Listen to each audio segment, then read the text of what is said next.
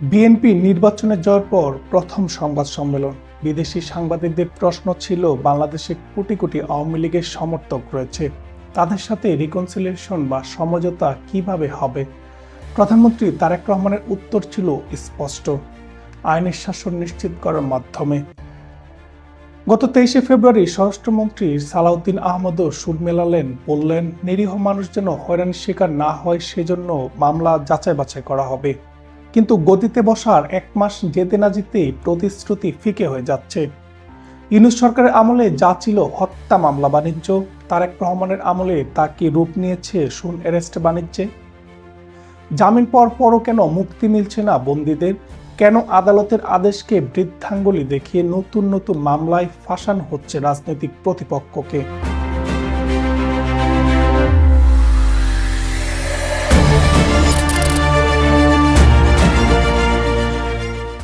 আইনের শাসন নাকি রাবার স্ট্যাম্পের শাসন?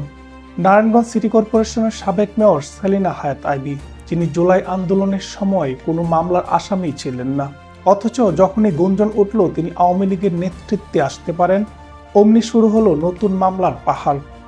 গত 12 ফেব্রুয়ারি উচ্চ আদালত থেকে 5টি মামলায় জামিন দিলেন। আইনজীবী মুদার হোসেন রাজু বুক বেঁধেছিলেন মুক্তির আশায়, কিন্তু মুক্তির ঠিক আগ মুহূর্তে নতুন করে শুন অ্যারেস্ট দেখানো হলো। আইবির আইনজীবী জানাচ্ছেন, যেসব মামলায় থাকে নতুন করে গ্রেপ্তার দেখানো হচ্ছে তার এজাহারে আইবির নাম পর্যন্ত নেই। তাহলে কার ইশারায় এই গ্রেপ্তার? একই চিত্র দেখা যাচ্ছে 81 বছর বয়সী সাবেক প্রধান বিচারপতি ABM খায়রুল হকের ক্ষেত্রেও।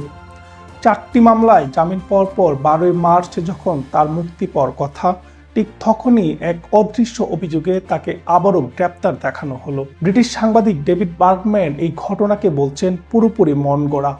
বার্গম্যানের প্রশ্ন, একজন থানার ওসি কি স্বাধীনভাবে সাবেক প্রধান বিচারপতিকে গ্রেপ্তারের সাহস রাখেন, নাকি এর সুতো টানছে স্বরাষ্ট্র মন্ত্রণালয়ের কোনো শক্তিশালী হাত?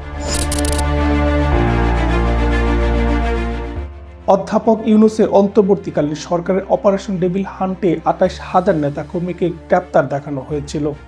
হিউম্যান রাইটস ওয়াচ তখন বলেছিল এটি রাজনৈতিক দমনপীড়ন।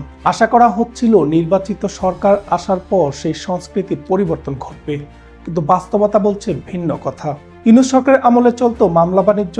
গত ডিসেম্বরে কিশোরগঞ্জে শ্বাসকষ্টে মারা যাওয়া এক ব্যক্তিকে জুলাই আন্দোলনে মৃত বলে দাবি করে অনেক নিরীহ মানুষকে ফাঁসানোর অভিযোগ রয়েছে। আর এখন চলছে শুন অ্যারেস্ট বাণিজ্য। আদালত থেকে জামিন মিললেও জেলগেটে পুলিশের নতুন মামলার ফাইল প্রস্তুত থাকে। একদিকে পুলিশ, অন্যদিকে স্থানীয় প্রভাবশালী বিএনপি নেতাদের পকেট ভারী হচ্ছে এই বাণিজ্যে, এমন অভিযোগ এখন দেশের আনাচে কানাচে। সোশ্যাল মিডিয়ায় ভাইরাল হওয়া রাজশাহী রেঞ্জের ডিআইজি মোহাম্মদ শাহজাহানের একটি চিঠি পুরো সিস্টেমের নগ্ন রূপটি ফাঁস করে দিয়েছে। চিঠিতে স্পষ্ট নির্দেশ দেওয়া হয়েছে, নিষিদ্ধ সংগঠনের যেসব নেতাকর্মী জামিনে মুক্তি পেয়েও দলকে শক্তিশালী করতে পারে তাদের জন্য অন্য মামলায় গ্রেপ্তার দেখানো হয়। যদিও ডিআইজি দাবি করছেন এটি আওয়ামী লীগের জন্য নয়, কিন্তু গত 1 মাসের পরিসংখ্যান বলছে ভিন্ন কথা। পরিসংখ্যান বলছে শুধু ফেব্রুয়ারি মাসে জেল হাজতে মৃত্যু হয়েছে 13 জনের। এদের মধ্যে 5 জন ছিলেন সরাসরি আওয়ামী লীগের নেতাকর্মী। মানবাধিকার সংস্থা MSF এর প্রতিবেদনে উঠে এসেছে এসব ভয়াবহ তথ্য। এখন প্রশ্ন উঠছে, যারা বিনা বিচারে মাসের পর মাস কারাগারে ধুঁকছেন তাদের জীবনের গ্যারান্টি কে দেবে? আইনের শাসন কি কেবল বিজয়ীদের জন্য? দৈনিক দেশ রূপান্তরের 28শে ফেব্রুয়ারির প্রতিবেদন বলছে, মানিকগঞ্জের সিঙ্গাইরে পুলিশ এখন গ্রেপ্তার বাণিজ্যে মত্ত। যারা টাকা দিচ্ছেন তারা মামলা থাকা সত্ত্বেও এলাকায় বুক ফুলিয়ে ঘুরছেন, আর যারা টাকা দিতে পারছেন না তাদের উপর নামছে প্রোডাকশন ওয়ারেন্ট বা পুলিশে হয়রানি। এই ওয়ারেন্টের মাধ্যমে জেল হাজতে থাকা ব্যক্তিকে এক থানা থেকে অন্য থানায় ফুটবল বানিয়ে ঘোরানো হচ্ছে। আজ খিলগা থানা তো অন্যদিন মিরপুর থানা। এভাবেই কাটছে তাদের জীবন। 21শে ফেব্রুয়ারি আন্তর্জাতিক মাতৃভাষা দিবসে ফুল দিতে গিয়েও গ্রেপ্তার হয়েছেন অনেকে। যেখানে প্রধানমন্ত্রী প্রতিহিংসা ত্যাগের কথা বলছেন, সেখানে মাঠ পর্যায়ের এই চিত্র কি সরকারের দ্বিমুখী নীতির বহিঃপ্রকাশ নয়? আন্তর্জাতিক বিশ্লেষক ডেভিড বার্গম্যান মনে করেন, তারেক রহমানের দেওয়া আইনের শাসনের প্রতিশ্রুতি কেবল কথা হয়ে রয়ে গেছে। তার মতে উচ্চপদস্থ কর্মকর্তাদের সবুজ সংকেত ছাড়া হাই প্রোফাইল ব্যক্তিদের এভাবে বারবার শুন অ্যারেস্ট দেখানো অসম্ভব। এতে বিচার বিভাগের স্বাধীনতা যেমন ক্ষুণ্ণ হচ্ছে, তেমনি নির্বাহী বিভাগও আবারও রাবার স্ট্যাম্প হিসেবে কাজ করছে বলে প্রতীয়মান হচ্ছে। প্রতিহিংসার রাজনীতি কি বাংলাদেশ থেকে কোনোদিন শেষ হবে না? সালাউদ্দিন আহমেদ নিজে একসময় গুম ও বেআইনি আটকের শিকার হয়েছিলেন।